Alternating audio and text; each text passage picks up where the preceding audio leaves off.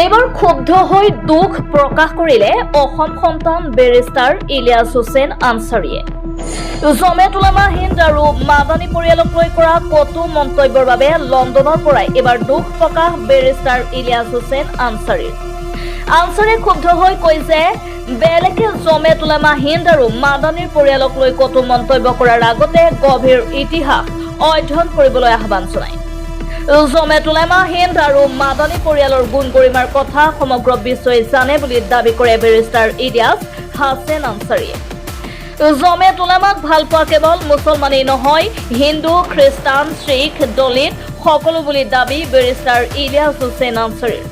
ভাৰতৰ জাতীয় কংগ্ৰেছৰ জন্মৰ আগতে 1885 চনৰ ব্ৰিটিছ বিৰোধী আন্দোলনত অংশগ্ৰহণ কৰিছিল জমিয়ত উলামা হিন্দৰ সদস্যই। জমিয়ত উলামা হিন্দৰ সদস্য মাহমুদুল হাছান, হুছেইন আহমদ মাদানী আদি মাল্টা দেশত কাৰাবাস খাটা বুলি দাবী 1919 চনত। জমিয়ত উলামা হিন্দ আৰু মাদানী পৰিয়ালৰ বাবে জানিবলৈ ChatGPT, গুগল চাৰ্চ কৰিবলৈ আহ্বান জনাইছে।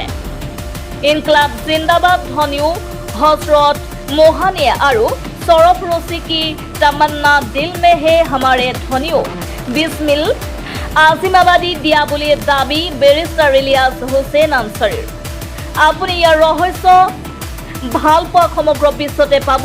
আমেৰিকা, লণ্ডন, কানাডা, ছুইজাৰলেণ্ড, দক্ষিণ আফ্ৰিকা, মালয়েছিয়া আৰু পশ্চিম এছিয়া আদি স্বাধীনতাৰ 1947 চনৰ পিছত ভাৰতত শিক্ষা, সামাজিক আৰু অৰ্থনৈতিক কাৰ্যকলাপৰ ক্ষেত্ৰতো ইয়াৰ অন্তহীন অৱদান আছে। এনেদৰে মন্তব্য আগবঢ়াইছে বেৰিষ্টাৰ ইলিয়াছ হুছেইন আনছাৰীয়ে।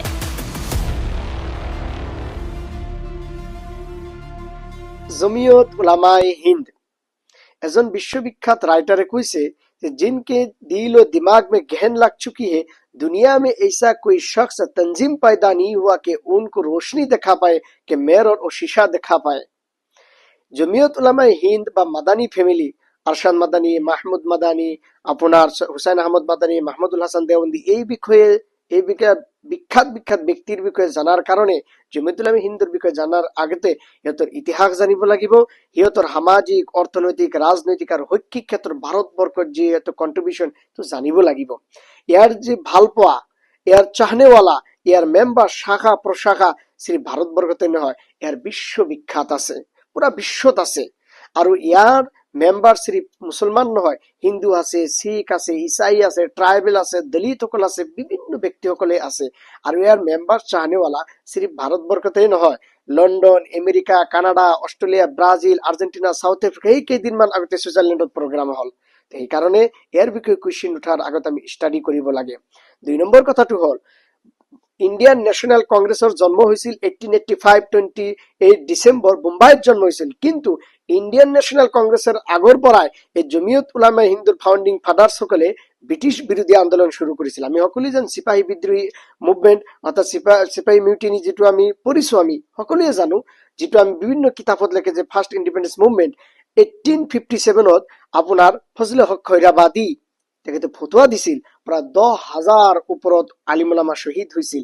তাৰ পিছত যাই 1919ত ফৰ্মেলি আপোনাৰ জমিয়ত উলামায়ে হিন্দ ইষ্টাবলিছ কৰা হৈছিল।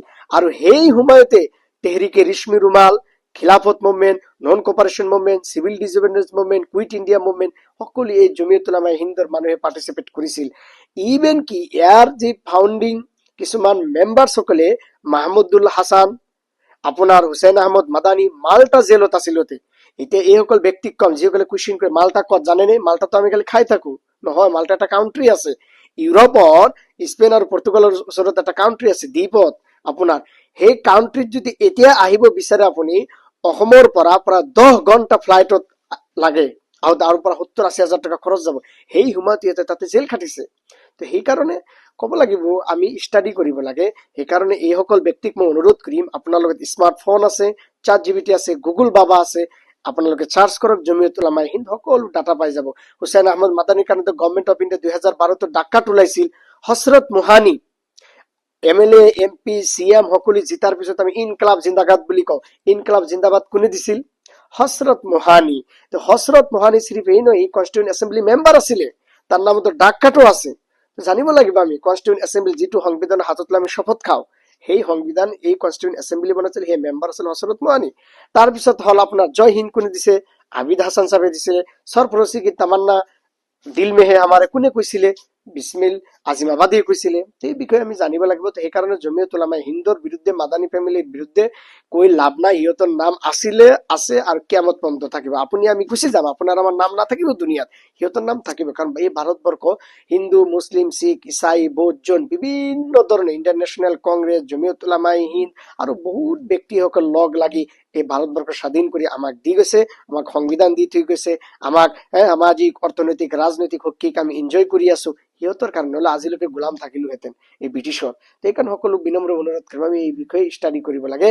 আৰু বিশেষকৈ সকলো শিক্ষিত যুৱক যুৱতী ভাই ভনীসকলক কম, এতিয়া এটা সময় চৰ্চাত আহি গৈছে যদি আমি জমিয়ত উলামায়ে হিন্দৰ বিষয়ে ষ্টাডি কৰিব লাগে। Thank you very much.